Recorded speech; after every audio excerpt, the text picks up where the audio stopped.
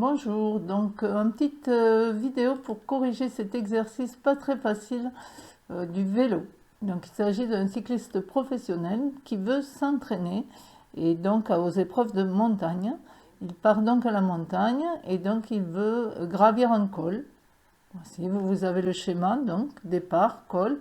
Il fait la montée à 15 km par heure et la descente à 60 km par heure. Données à prendre en compte, donc on va les surligner dans l'énoncé ici, on les a aussi sur le schéma. Autre donnée importante qui va jouer, c'est qu'il effectue la montée, il monte en 48 minutes. Par contre, on ne sait pas du tout quelle est la distance parcourue du départ au haut du col. Et donc, on ne sait pas la distance parcourue totale sur la montée et la descente. Et on ne sait pas non plus le temps qu'il met pour redescendre. Alors, regardons les questions. Justement, première question, combien de temps il met pour redescendre? C'est le temps pour redescendre. Et dernière question, quelle a été, bien sûr, on s'en doutait, la vitesse moyenne sur l'ensemble du parcours? Donc pour ceci, on a un petit rappel. J'ai remis ici un rappel des formules. Vous avez des formules à connaître et le petit triangle magique qui permet de les connaître. Rappel pour remettre ce triangle, si on ne s'en souvient pas, on part de la vitesse qui est en kilomètres par heure. Donc kilomètre c'est une distance, heure c'est le temps. Donc la vitesse c'est la distance que divise le temps. Rappel, le trait ici fait penser au trait de fraction, donc la vitesse je la cache et ça me donne, il reste distance sur temps. Si je veux calculer la distance, je cache la distance et je vois que V et T sont alignés, ça veut dire qu'on fera V fois T. Et si je veux calculer le temps, je cache le temps et je vois que cette fois, il reste D en haut, V en bas, donc le temps est égal à D sur V. Voilà, très important. Donc, maintenant, on va passer en revue les questions. Bien sûr, le final qui nous intéresse, c'est à quelle vitesse il parcourt l'ensemble. C'est ce qui va compter pour le cycliste professionnel. Mais il y a une petite aide ici pour vous y retrouver. Trouver d'abord combien il met de temps pour redescendre. Alors, si je veux calculer le temps pour redescendre, le temps, c'est la distance sur la vitesse. D'accord? A. Alors, pour redescendre, j'ai la vitesse. Elle est ici, elle est là. Mais je n'ai pas la distance. Alors, comment on va faire pour trouver cette distance en descente? Eh bien, en fait, l'idée, c'est que c'est la même distance qu'en montée. Donc, je vais calculer la distance en montée. Avant de calculer le temps mis pour descendre, il faut que je calcule la distance en montée, c'est-à-dire la distance du départ au haut du col. Voilà, c'est pour ça que cet exercice, chez nous, on l'appelle format 3, parce qu'il y a des étapes dans le raisonnement. Donc, distance entre le départ et le haut du col, distance, je cache D, c'est V fois T. Là, tout va bien.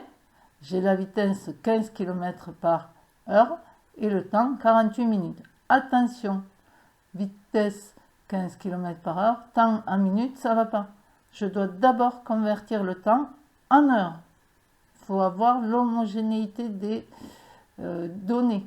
Donc, il faut avoir la même unité. Donc, en heure, rappel, une heure égale 60 minutes. Processus, des heures aux minutes, je multiplie par 60.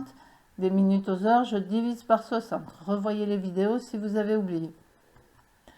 Donc 48 minutes, c'est donc 48 divisé par 60 heures, c'est-à-dire 0,8 heures. Maintenant que j'ai le temps en heures, je peux appliquer la formule D égale V fois T. Donc 15 km fois 0,8, 15 km par heure fois 0,8 heures, 15 fois 0,8 à ma calculatrice, 12 km. Donc ça, c'est la distance en montée. C'est aussi la distance pour redescendre. Donc, Maintenant, pour trouver le temps, je vais appliquer la formule du temps, sachant que pour la descente, ma vitesse c'est 60 km/h, ma distance c'est toujours 12 km.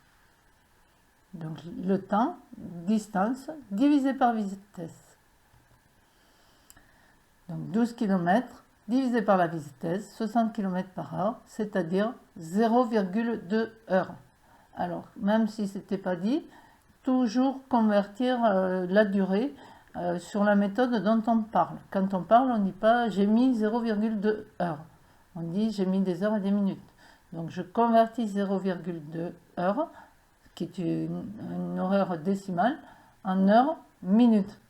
Alors bien sûr, il y a 0 heure, ça c'est clair. Donc je fais direct 0,2 fois 60 et je trouve qu'en descente, on a mis 12 minutes. Voilà. Donc vous réfléchissez, vous pouvez mettre en pause et après on va corriger la vitesse moyenne. Mais maintenant, on a plus d'informations. C'est que la hauteur du col, la distance parcourue sur un aller ou sur un retour est 12 km. Et on a là le temps à monter et aussi le temps en descente, 12 minutes. Réfléchissez. Donc toujours le petit triangle magique, cette fois n'oublions pas, on cherche la vitesse. Donc la vitesse sera la distance sur le temps. Attention sur l'ensemble du parcours, aller-retour. Donc je vais devoir trouver la distance en kilomètres sur l'ensemble du parcours. Pas trop difficile.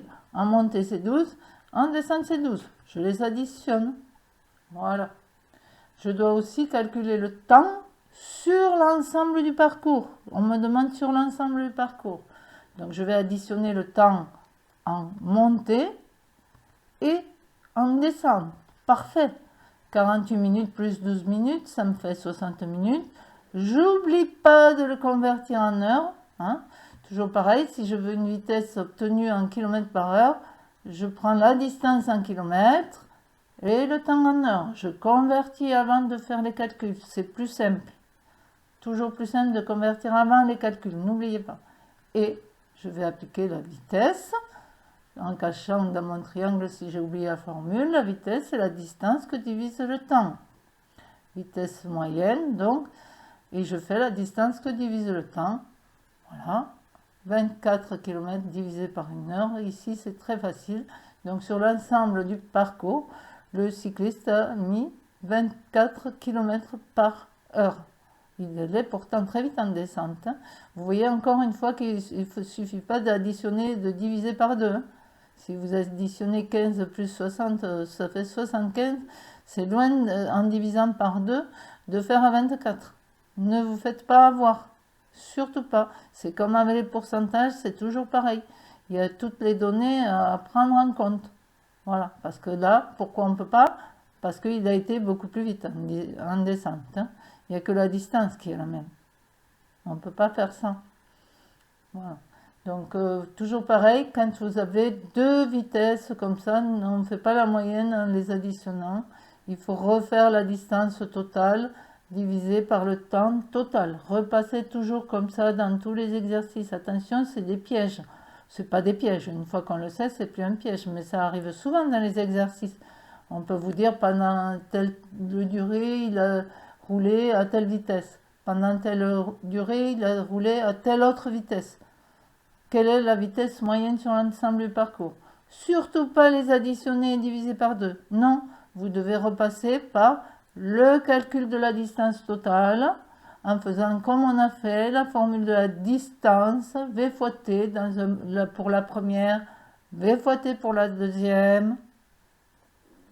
Et vous additionnez pour avoir la distance totale. Voilà. Et la durée, eh ben, on additionne aussi les deux durées. Il faut vous adapter, mais surtout retenir cette dernière vignette. Si je veux faire une vitesse moyenne, je repasse par calcul de la distance totale, calcul de la durée totale. Donc, je me débrouille pour avoir la distance 1, la distance 2, la durée 1, la durée 2. Il faut s'adapter à l'exercice là. C'est du format 3. Mais c'est ça l'important, la méthode. Allez, bon courage, à bientôt.